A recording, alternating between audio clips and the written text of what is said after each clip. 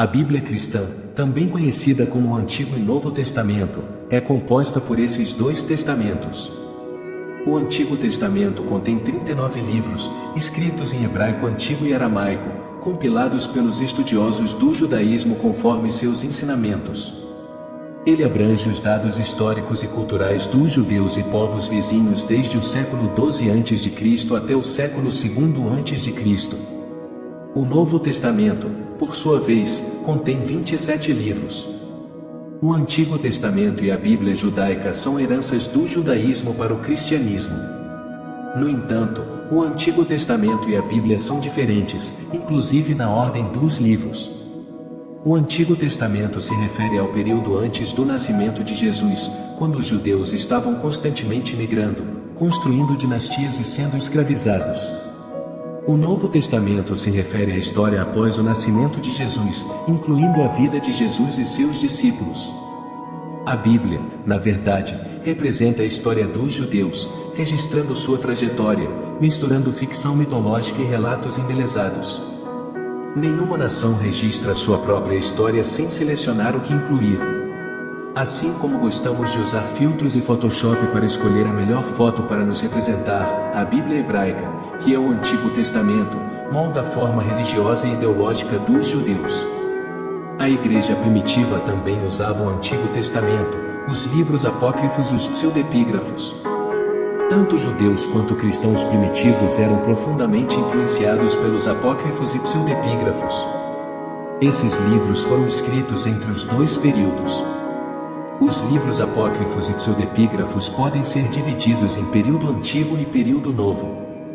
Os livros apócrifos têm valor, pois registram muitas histórias lendárias e fornecem informações preciosas para o período intermediário. Costumamos dizer que o Espírito Santo é a palavra de Deus, enquanto os apócrifos são a palavra dos homens e os pseudepígrafos a palavra de Deus, usados para distinguir a autoridade das Escrituras. O período antigo é a primeira parte do Espírito Santo, incluindo livros como Gênesis, Êxodo, Levítico e Números.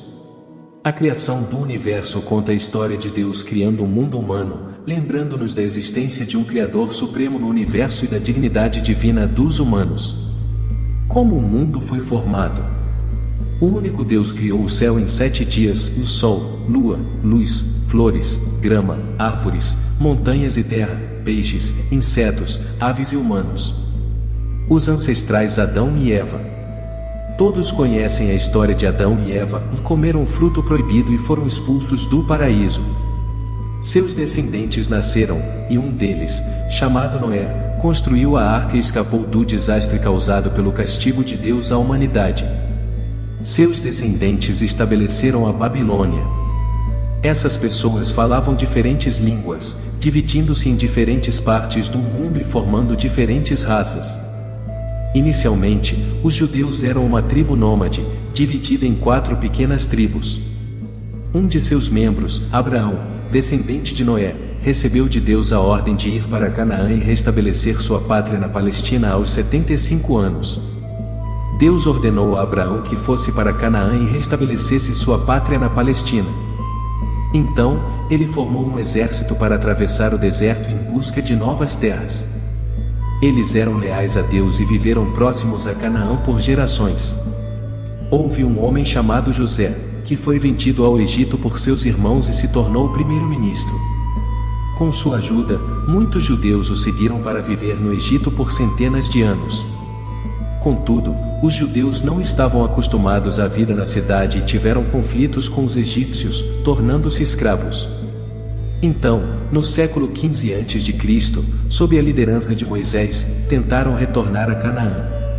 Este processo foi muito difícil, e eles viveram no deserto por décadas. Moisés foi instruído por Deus a escrever o famoso poema. Com a ajuda de Deus, após inúmeras gerações de trabalho árduo, os judeus lutaram em muitos lugares. No final, tornaram-se os verdadeiros donos de Canaã, vivendo livres, cada um com sua própria casa e terra. Devido à falta de líderes fortes, não demorou muito para que, devido a problemas internos e externos, os judeus fossem novamente escravizados pelos povos ao redor. Eles passaram por um processo contínuo de escravidão e libertação até que, mais tarde, sob o reinado do grande rei Salomão, criaram um poderoso reino de Israel. Ele construiu muitos templos e palácios em Jerusalém. Após a morte do rei Salomão, seu filho, Roboão, assumiu o trono. Devido à má governança, o país se dividiu em Israel e Judá, formando duas tribos. Em 722 a.C., Israel foi completamente conquistado pelos assírios. Mais de um século depois, o Império Judaico também foi conquistado pelos caldeus. Os judeus foram expulsos e exilados por toda a Europa e Ásia, incluindo Grécia, Pérsia, Roma, Egito, etc. Mais tarde, foram governados pela Babilônia, a Síria e o Império Persa. O rei da Pérsia foi bondoso, então muitos judeus esperavam reconstruir Jerusalém. A restauração da glória do passado nunca foi bem sucedida.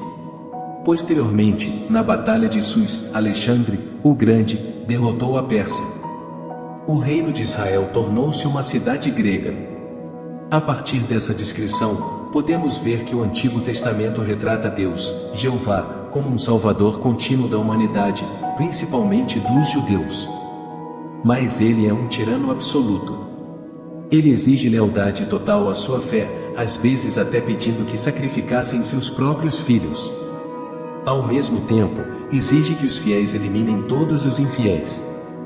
Se não fosse pelo amor incondicional proclamado mais tarde por Jesus, talvez a igreja cristã tivesse se tornado uma igreja judaica.